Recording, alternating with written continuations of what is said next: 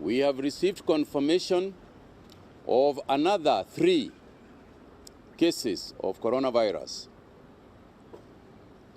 Following tests that were carried out by the National Influenza Center as well as Kemri laboratories in the country. Therefore, we now have in the country 7 confirmed cases. It is very, very important to note that all these cases have been imported cases from outside the country.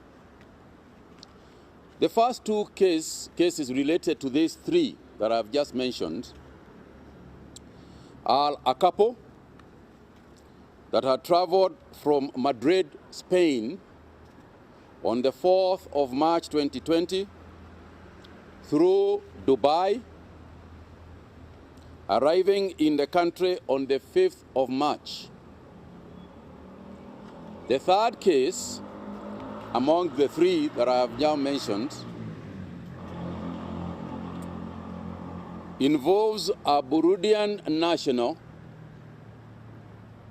who had traveled from Dubai to Kenya, arriving on the 17th of March 2020, and this one was picked by our surveillance team with high temperature during routine screening at the Jomo Kenyatta International Airport.